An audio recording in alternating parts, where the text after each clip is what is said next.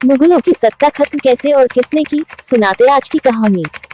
UK story by Rawat, artificial intelligence की जुबानी।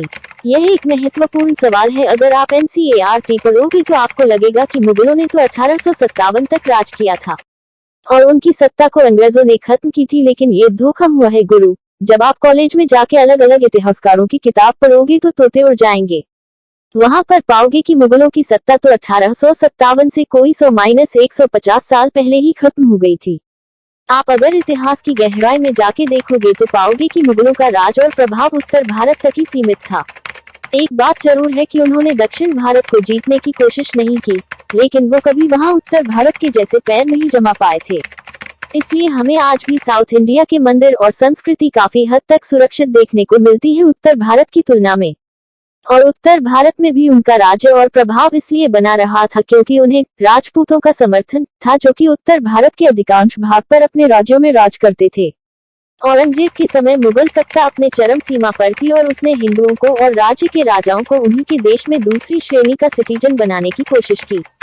औरंगजेब ने जैसे ही जजिया लगाया और मंदिर तोड़ने शुरू किए तो सारे सोए हुए हिंदू शेर जाग गए, और ये कोई राजा महाराजा नहीं थे, इनमें आम लोग भी शामिल हो गए थे। इसका प्रमुख उदाहरण है जाट विद्रोह। वो किसान थे जो दिल्ली के आसपास भरतपुर मथुरा में रहते थे। उन्होंने जजिया और मथुरा के मंदिर तोड़ने के गुस्से में विद्रोह किया।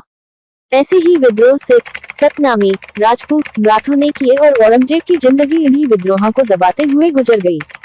सबसे महत्वपूर्ण हिस्सा है राजपूतों का विद्रोह।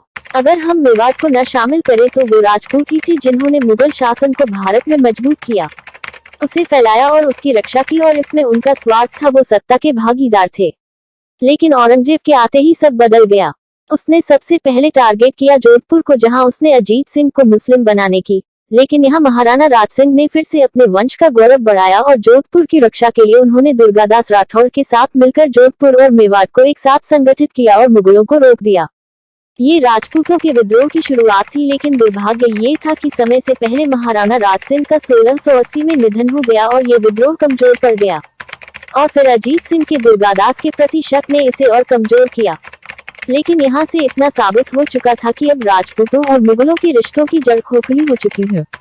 इसी विद्रोह का दूसरा भाग शुरू होता है औरंगजेब की मौत के तुरंत बाद। जब बहादुर शाह को दिल्ली मिली तो उसने राजपूतों को निशाना बनाया और घटनाक्रम में उसने वहां टारगेट किया जो राजपूतों को मुगलों से जोड़ता था, जयपुर के कछवाहा इलाके। ये उसकी सबसे बड़ी भूल थी। उसने जय सिंह से जयपुर छीन लिया और उसे एक मामूली जागीर बना दिया, और फिर उसने जोधपुर को घेर लिया। इससे वो हुआ जो पहले कभी नहीं हुआ, राजपूताना के 3 सबसे बड़े राज्य मुगलों के खिलाफ इकट्ठा हो, और मेवाड़, जोधपुर और जयपुर। इसके लिए महाराणा की बेटी की शादी जय सिंह से हुई, जिसका बेटा जयपुर का शासक होगा। इसी संधि हुई। विद्रोह की अगुवाई की दुर्गादास राठौर और जय सिंह ने। इसके बाद इनकी सेना एक साथ आकर मुगलों पर टूट पड़ी और एक के बाद एक जोधपुर और आमेर को अपने कब्जे में ले लिया। इसी दौर मुगलों की तरफ से संघ को तोड़ने की और लालच देने की कोशिश की गई, लेकिन इस बार जय सिंह ने पीठ नहीं दिखाई। मुगलों ने फिर से सैयद हुसैन और चूड़ामन जाट के साथ सेना भेजी, लेकिन जय सिंह चूड़ामन को अलग करने में सफल रहा और राजपूतों ने सांभर में मुगलों पर हमला कर सांभर में मुगलों के खजाने को लूट लिया। फिर सांभर के युद्ध के बारे में आपको NCERT में नहीं मिलेगा, जिसमें राजपूतों ने मुगल सेना को एक निर्णायक हार दी और फौजदारों समेत पूरी मुगल सेना का सफाया कर दिया, और इसमें 3000 से ज्यादा मुगल सैनिक मारे गए।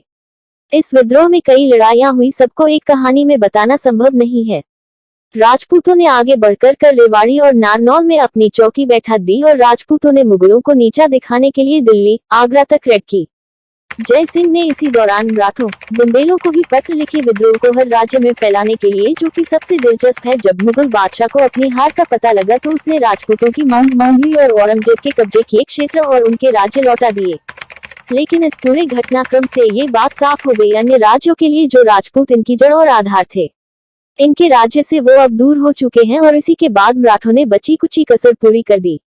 हमारे हिसाब से यही विद्रोह था जिसने मुगलों को खत्म किया, वरना अगर राजपूत इनसे जुड़े रहते तो कभी भी उत्तर भारत में इनका प्रभाव कम नहीं होता। तो दोस्तों, अगर आपको हमारी ये वीडियो अच्छी लगी हो तो इसे अपने तक सीमित न रखें, बल्कि अपने दोस्तों और रिश्तेदारों के साथ भी साझा करें। और हाँ, अगर आप हमारे चैनल पर नए हैं तो हमारे चैनल को सब्सक्राइब जरूर करें। आपको ऐसे ही कहानी के साथ मिलते हैं नेक्स्ट वाली वीडियो में। वीडियो को यहाँ तक देखने के लिए आपका दिल से आभार। बड़ों को नमस्कार, छोटों को ढेर सारा प्यार। जय हिंद, जय भारत। Thanks for watching.